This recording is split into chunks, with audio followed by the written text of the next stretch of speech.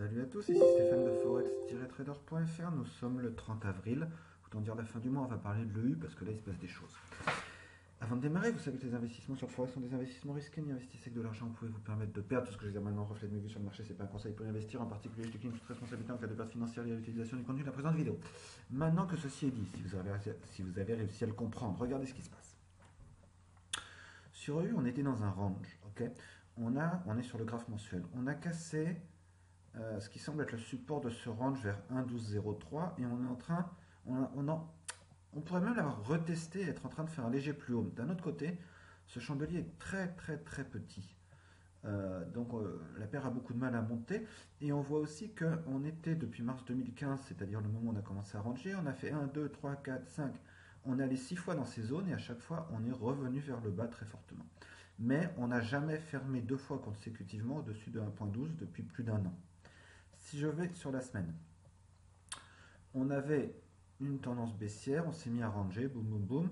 On a ici une ligne de support et on voit quand même qu'on est en train de monter progressivement. On est juste au niveau de 1,14,5, c'est-à-dire ce niveau de résistance qu'on a passé une fois, 2 fois, 3 fois, plusieurs fois comme je l'ai dit. Le chandelier est très fort, mais il s'arrête juste au niveau de 1,14,5. On va aller voir le jour, et là le jour il y a des choses.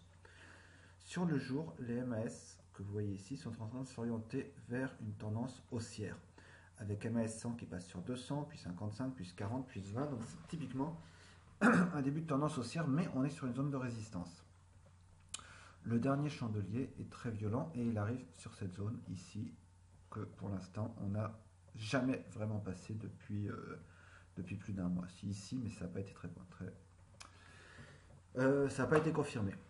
Comme on est dans un uptrend, ce que je vais faire pour cette paire, tant qu'on est au-dessus de cette zone de 1,12,5 et même 1,12 à peu près, parce que je pense que là on a dû redescendre jusqu'à 1,12, et dans la mesure où les MAS sont pointent vers le haut, je vais essayer d'acheter. Je vais surtout pas acheter une cassure simple de cette chose, parce que ça n'a jamais marché depuis très longtemps. S'il y a cassure vers le haut de 1,14,5, je vais attendre qu'on redescende et qu'on confirme, et là j'achèterai. Mais en tout cas, si on rejette un 14,5, je ne vais surtout pas vendre. Je vais attendre qu'on redescende vers un support. Ça peut être un 14, ça peut être un 13,3, ça peut être un 13, un 12,5 ou un 12. Et là, je chercherai des signaux haussiers pour acheter. Si on casse un 12 vers le bas, a priori, on va redescendre au minimum jusqu'à un 11,5. Et je pense qu'on pourrait même d'ailleurs attendre un 11,5 pour décider de vendre et acheter aussi, encore une fois, un 11,5, puisque c'est quand même un support. Donc, je résume, au-dessus de 1,11,5, je vais acheter. Mais, en ce qui concerne 1,14,5, je n'achèterai qu'une cassure confirmée. Sous 1,11,5, je vais vendre pour un retour de 1,0825.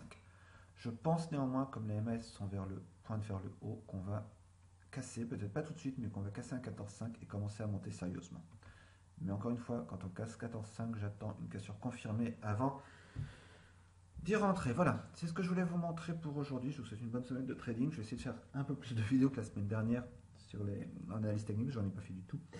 Et on se retrouve très bientôt pour une nouvelle analyse sur forex-trader.fr. Au revoir.